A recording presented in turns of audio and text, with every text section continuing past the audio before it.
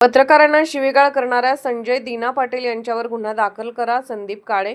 ईशान्य मुंबईचे खासदार संजय दिना पाटील यांनी ठाकरे गटातून शिंदे गटात प्रवेश केल्यानंतर जे वक्तव्य केले होते त्याबद्दल संजय राऊत यांनी त्यांच्या अटकेची मागणी केली आहे. त्याबाबत पाटील यांना मत विचारण्यासाठी पत्रकार गेले असता संजय पाटील यांनी पत्रकारांना कॅमेरा बंद करा नाहीतर मारून टाकेन असे वक्तव्य करून शिवीगाळ केली होती.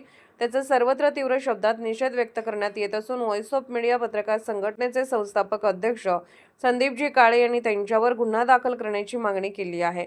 ते पुढे म्हणाले की पत्रकारांना बोलण्याची हिंमत कोणी करू नका. पत्रकारांवर राग काढणे सोडून द्या. तसेच जोपर्यंत संजय पाटील यांच्यावर गुन्हा दाखल होत नाही तोपर्यंत एकनाथ शिंदे व संजय दिना पाटील यांच्या पत्रकार परिषदेवर बहिष्कार टाकत असून त्यांनी केलेल्या वक्तव्याबाबत लेखी माफी मागावी अशी ही मागणी संदीपजी काळे यांनी केली आहे. पाहूया त्यांनी दिलेली तीव्र प्रतिक्रिया. संजय दिना पाटील, तुम्ही जेव्हा पत्रकारांना धमकी दिली तेव्हा मोठ्या तोऱ्यामध्ये बोलत होते आणि आता माफी मागताना होय मी चुकलोय असं म्हणायला तुमची जीभ धजत का नाहीये? आणि तुमच्या गटाचे सगळे नेते मंत्री, खुद्द एकनाथ शिंदे हे सुद्धा तुमची वकिली पत्र घेत आहेत. या सगळ्या माणसांना त्या संजय दिना पाटलाची वकिली घेताना लाज वाटली नाही का? हा महाराष्ट्र छत्रपती शिवाजी महाराज, फुले शाहू आंबेडकरांचा महाराष्ट्र आहे. त्या सगळ्या लोकांनी लाज विसरली म्हणून आम्ही लाज विसरणार नाही. माझी सरकारला आणि पोलीस प्रशासनाला नम्र विनंती आहे की संजय दिना पाटील यांच्यावर गुन्हा दाखल करावा. जोपर्यंत संजय दिना पाटील यांच्यावर गुन्हा दाखल होत नाही तोपर्यंत एकनाथ शिंदे यांच्या आणि संजय दिना पाटील यांच्या सगळ्या पत्रकार परिषदेवर आम्ही बहिष्कार घालू. त्यांची कुठली बातमी आमच्याकडे छापली जाणार नाहीये.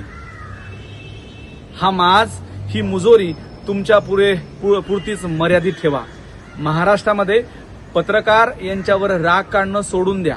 पत्रकार आपली भूमिका घेऊन आपली बाजू मांडत असतो.